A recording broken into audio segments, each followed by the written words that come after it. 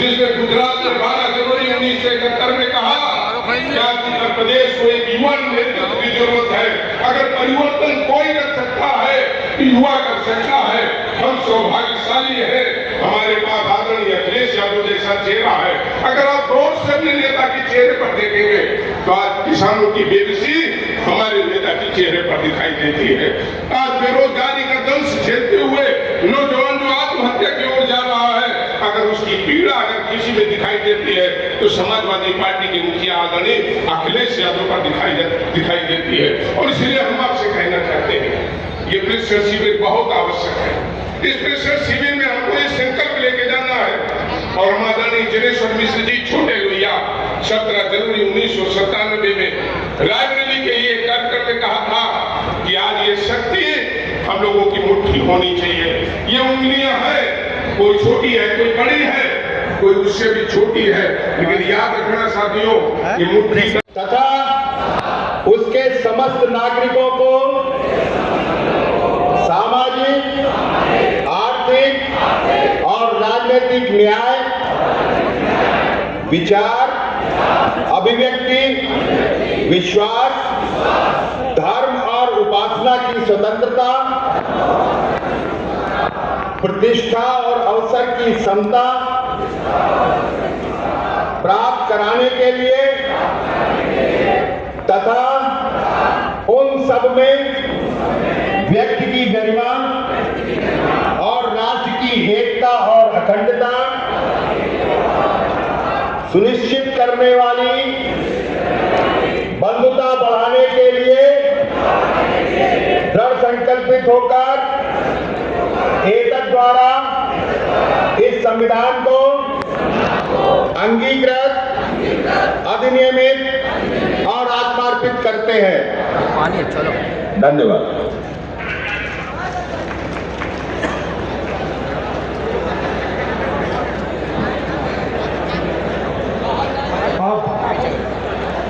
मैं बुलाने से पहले अपने समाजवादी पार्टी के राष्ट्रीय अध्यक्ष जी के शान में उनको मंच पर बुलाने से पहले इतना ही कहना चाहूँगा कि माननीय राष्ट्रीय अध्यक्ष अखिलेश यादव जी लगातार गरीबों, मजदूरों, नौजवानों और सबकों के लिए लगातार संघर्ष करते रहते हैं। सभी के दुखों के हल के लिए कोई व्यवस्था है तो समाजवादी पार्टी में माननीय अखिलेश यादव जी ही सहारा बनकर सबके साथ खड़े होते हैं। मैं बुलाने से पहले इतना ही एक शेर के माध्यम से बुलाना चाहूँगा जो माननीय अखिलेश यादव जी हैं आप लोगों के लिए गरीब, बेसहारा किसानों की लड़ाई लड़ने के लिए, अल्पसंख्यकों की, मजलूमों की लड़ाई लड़ने के लिए सड़क से लेकर विधानसभा तक, विधानसभा से लेकर संसद तक लड़ाई लड़ने का काम करते हैं। वो जानते होंगे कि सबसे पहली लड़ाई और उस समय क्रांतिकारियों को तैयारी करने के लिए और क्रांतिकारी तैयार हो उसके लिए दल बनाने के लिए अगर कोई उस समय लोगों को ट्रेनिंग दे रहा था तो गैनालाल दीक्षित जी ट्रेनिंग दे रहे थे। उन्हीं के साथ हमारे आपके शहीद जिनको हमेशा हम लोग याद करते हैं, राम प्रसाद बिस्मिल, उन्हीं के साथ रह करके मैनपुरी कॉन्स्टिट्यूंसी का सबसे पहला केस लगा था। और आजादी की लड़ाई में अपनी जान निछावर करने वाले राम प्रसाद बिस्मिल, रोशन सिंह और असफाकुल्लाह खान को हम लोग नहीं भूल सकते। उनके साथ साथ न जाने कितने क्रांतिकारियों ने जान दे दी, आज़ादी की लड़ाई में अपनी जान निछावर कर दी, शहीद हो गए। उसके बाद हम लोगों को ये अपना आज़ाद भारत मिला। मैं अपने नेताओं को धन्यवाद देना चाहता हूँ कि उन्होंने संविधान की शपथ दिलाई और ये शपथ जो हमने प्रस्तावना की ली है, यही संविधान की हमारी मूल भावना है। कैसे गैर बराबरी खत्म हो, कैसे राजनीतिक आर्थिक रूप से गैर बराबरी खत्म हो, और जिस संविधान को बाबा साहब भीमराव अम्बेडकर जी ने दिया, आज सबसे ज्यादा खतरा अगर किसी पर है तो वो हमारे संविधान पर है।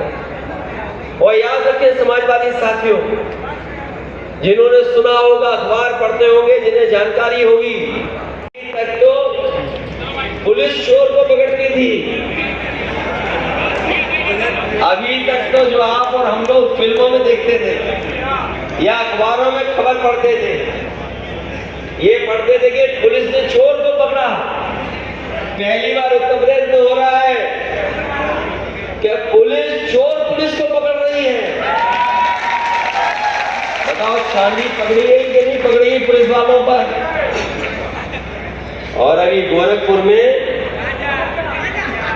तुम्हें कैसे पता गांजा पकड़ा गया?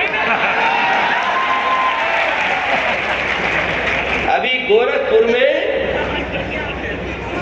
गांजा पकड़ा गया,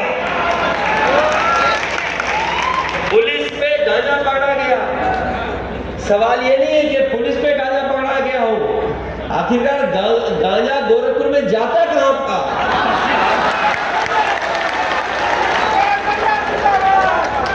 हमने पूछ लिया कि गांजा जाता कहां था, तो बता रहे कि अब सर्दी आने वाली है, आप ही समझ लो गांजा जाता कहां।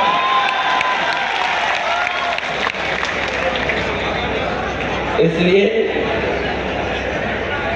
बहुत सावधान रहिए। इलाज नहीं मिल पा रहा गरीबों को। बताओ, कहीं सरकारी अस्पताल में इलाज हो पा रहा है? कहीं इलाज नहीं हो पा रहा। यहां तो बता रहे 3-3 मंत्री हैं, 3-3 मंत्री, और बताओ शाहजहांपुर के लोगों को इलाज नहीं मिल रहा। और आप लोग याद कीजिए, जब पहला मेडिकल कॉलेज शुरू होना था, बीजेपी के उस समय के दिल्ली के स्वास्थ्य मंत्री नड्डा जी और उत्तर प्रदेश में समाजवादियों की सरकार थी, हम लोग आकर के यहाँ पर उद्घाटन किए थे पहले मेडिकल कॉलेज के। याद है शाहजहांपुर में मैंने जानकारी की थी और मैंने सदन में कहा, ये मंत्री जी खुद बैठे थे सामने, मैंने कहा उत्तर प्रदेश और दिल्ली में प्रचार मत करो मेडिकल कॉलेज का, ये बताओ हमें कि शाहजहांपुर का पहला मेडिकल कॉलेज समाजवादी पार्टी की सरकार हुआ था केंद्र से मिलकर के, उसमें बताओ डॉक्टर कितने हैं, क्या डॉक्टरों की कमी है कि नहीं है, क्या असिस्टेंट प्रोफेसर की कमी है कि नहीं है, क्या एडिशनल प्रोफेसरों की कमी है कि नहीं है, और टेक्निकल स्टाफ की कमी है कि नहीं है। खड़े होकर के नहीं बोल पाए क्योंकि वो मेडिकल कॉलेज केवल नाम का है, उसमें कोई गरीब का इलाज नहीं हो पा रहा है, न दवाई है न डॉक्टर है। बताओ, कहीं दवाई मिल रही गरीब को? और ये नया बुखार आ गया है, बीजेपी कहती है हम विश्व गुरु बनेंगे। अरे पहले मच्छर तो पकड़ लो, ये डेंगू वाला मच्छर, विश्व गुरु बाद में बनना, पहले ये डेंगू वाला मच्छर पकड़ के दिखाओ। और जो सरकारी अस्पतालों में एक बिस्तर पे 2-2 मरीज हैं बुखार वाले, इनको एक बिस्तर दिला के दिखाओ, तब हम मानेंगे कि आप विश्व गुरु बन गए।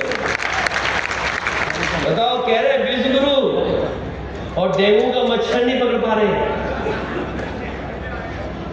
डॉक्टर लोग कहते हैं कि डेंगू का मच्छर ज्यादा नहीं उड़ पाता है, नीचे नीचे रहता है। मुझे पता लगा है, जानकारी हुई है कि इतनी पुलिस लगाने के बाद भी कुछ लोगों की जेब कट गई। ये कहां से आ गए पता नहीं, पुलिस लेके आई कि अपने आप आ गई। अभी हमारा पिछला सम्मेलन था तो जेब कतरे बताओ 2 गाड़ी से भरकर के दिल्ली के पास से हमारे सम्मेलन में आ गए। मतलब कैसी पुलिस है बताओ, कैसी उत्तर प्रदेश की सरकार है बताइए। याद रखना, हमारे सम्मेलनों को खराब करने के लिए बीजेपी वाले जानबूझ करके जेब कतरों को भेज रहे हैं, और जिनकी जेब कटी हो अगर तो बीजेपी वालों के खिलाफ लिखवाइए एफआईआर। बताइए कैसा समय, बोलो हम विश्व गुरु बनेंगे और जेब तक नहीं। ये सरकार व्यापारी जाने कहां से आ गए। इसलिए बहुत सावधान रहना आप लोग। हर तरीके के बीजेपी के लोग साजिश षड्यंत्र कर सकते हैं।